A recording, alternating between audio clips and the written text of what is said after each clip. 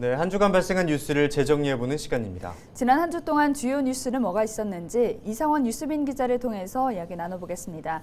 화상으로 연결해봅니다. 안녕하십니까?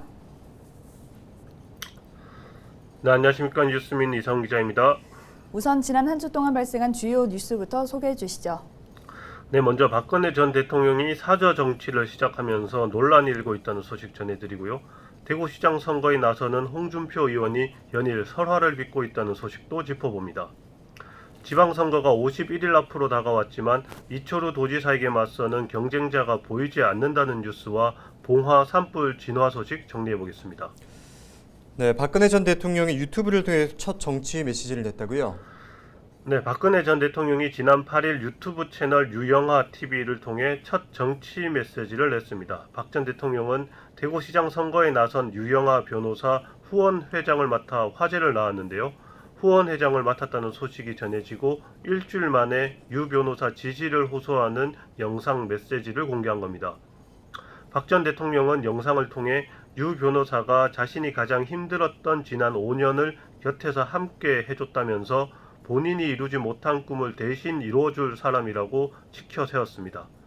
영상이 공개된 후 국민의힘 경선 경쟁자인 홍준표 의원은 부적절한 일이라고 지적했고, 한민정 정의당 대구시장 후보는 사저 정치 시작을 당장 멈춰야 한다고 비판했습니다. 대구시장 선거에 나서는 홍준표 의원은 설화를 빚고 있다고 하던데요. 네, 대구시장 선거에 나서는 홍준표 의원은 지난 7일 50년을 내다보는 비전으로 대구를 확 바꾸겠다며 정책 공약을 발표했는데요. 이 과정에서 한 말들이 설화를 빚었습니다.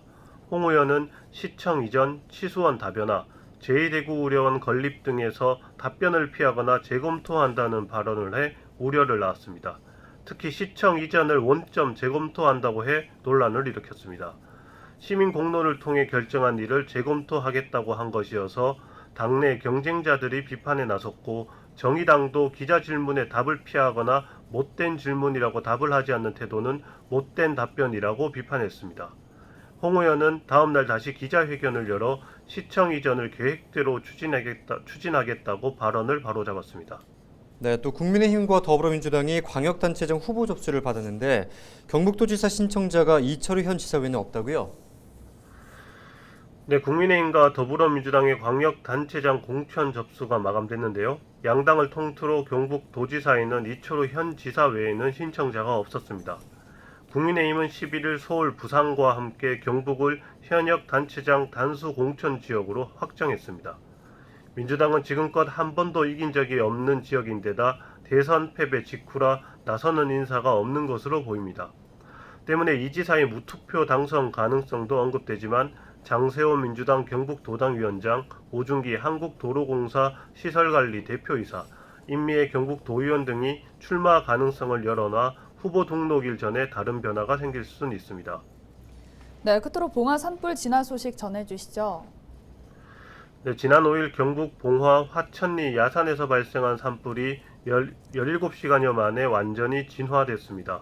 산림청은 5일 낮 1시 29분경 화천리 1원에서 발생한 산불을 초대형 헬기 포함 산불 진화 헬기 25대, 산불 진화대원 804명을 투입해 지난 6일 오전 7시에 진화를 완료했습니다. 산림당국은 5일 저녁 7시부터 산불 3단계를 발령해 가용 가능한 진화 자원을 총동원해 밤샘 진화 작업을 이어갔습니다. 당국은 이번 화재가 산림 인근 주택에서 화목 보일러를 태우고 버린 재에서 발화된 것으로 추정하고 있습니다. 화재 피해는 주택 한 채, 창고 2동을 비롯해 120헥타르가 소실된 것으로 추산하고 있습니다. 지금까지 이상원 뉴스민 기자와 주간 이슈 짚어봤습니다. 고맙습니다. 네, 감사합니다.